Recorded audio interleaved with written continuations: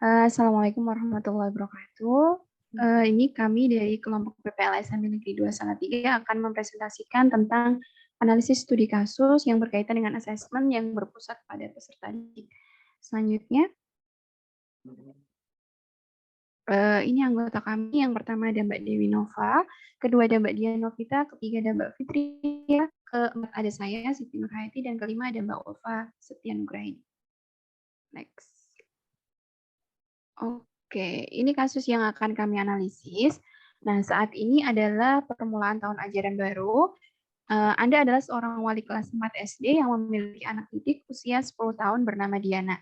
Wali kelas 3-nya mengeluhkan dinamika bersekolah Diana kepada Anda. Guru wali kelas tersebut mengatakan nilainya jauh tertinggal dari teman-teman lainnya di kelas.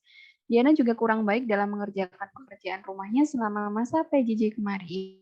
Bahkan pihak wali kelas mengatakan bahwa ia khawatir dengan tuntutan yang semakin tinggi di kelas 4 di pelajaran IPA, bahasa, dan IPS yang membutuhkan banyak bacaan. Diana seringkali tidak menyelesaikan tugas-tugas yang diberikan dan ulangannya menunjukkan nilai buruk.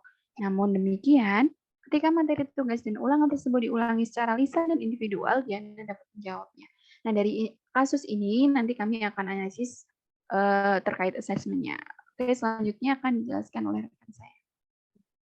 Untuk analisis studi kasusnya, pada kasus yang tadi sudah dijelaskan sama Mbak Siti itu, nanti kita akan membahas 3 masalah pentingnya. Yang pertama yaitu tentang kira-kira bagaimanakah cara melakukan asesmen terhadap keadaan Diana tadi.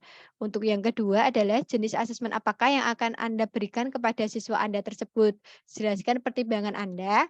Dan untuk yang ketiga adalah kesimpulan apa yang Anda dapat tarik dari asesmen yang Anda desain dan lakukan tersebut. Untuk yang pertama, kita akan membahas tentang masalah yang pertama, yakni tentang kira-kira bagaimanakah cara melakukan asesmen terhadap keadaan Diana. Berdasarkan kondisi Diana tersebut, asesmen yang cocok untuk Diana adalah asesmen yang dilakukan secara lisan. Ketika materi tugas dan ulangan diulangi secara lisan dan individual, Diana dapat menjawabnya, sehingga dengan asesmen yang dilakukan secara lisan, guru dapat memperoleh informasi tentang proses dan hasil belajar Diana. Untuk asesmen yang dilakukan secara lisan ini, kita berpedoman pada rubrik yang telah kita buat. Nanti untuk rubriknya akan dijelaskan oleh rekan saya. Silakan.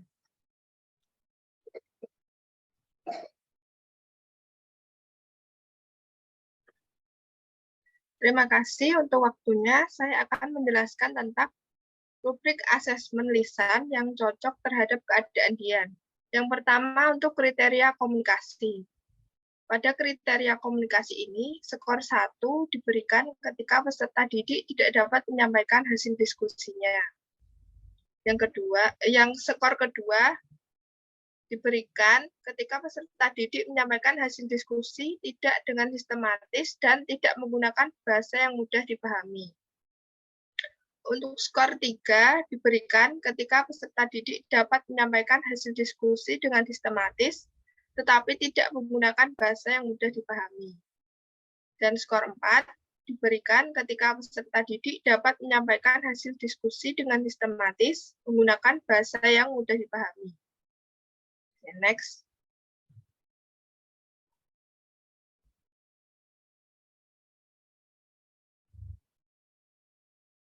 Untuk kriteria selanjutnya, yaitu kriteria bernalar kritis, skor 1 diberikan kepada peserta didik ketika peserta didik kesulitan berpendapat, bertanya, bahkan menjawab pertanyaan. Untuk skor 2 diberikan ketika peserta didik hanya berani menjawab saat ditunjuk. Dan skor 3 diberikan ketika peserta didik berani berpendapat, bertanya, atau menjawab pertanyaan. Sedangkan skor 4 diberikan ketika peserta didik berani berpendapat, bertanya, atau menjawab pertanyaan, serta mempertahankan pendapatnya. Kemudian akan dilanjutkan oleh rekan saya. Baik, terima kasih atas kesempatan yang diberikan. Di sini saya akan melanjutkan menjelaskan tentang rubrik asesmen penilaian lisan yang sesuai dengan keadaan Diana. Yang pertama tentang kriteria kolaborasi. Nah, pada kriteria kolaborasi ini peserta didik akan mendapat skor 1 apabila peserta didik tidak dapat berkolaborasi dengan teman satu kelompok.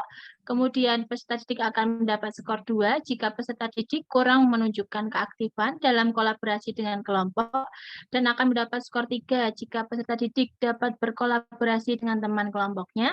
Dan selanjutnya peserta didik akan mendapat skor 4 jika peserta didik dapat berkolaborasi secara aktif, menyampaikan pendapat, dan dapat mengorganisasi kelompoknya. Next.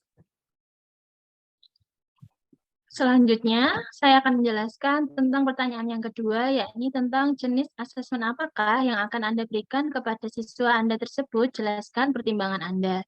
Nah, asesmen yang saya dapat berikan terhadap kondisi Diana tadi yaitu jenis asesmen afektif, psikomotorik, dan juga kognitif, yaitu dengan cara lisan.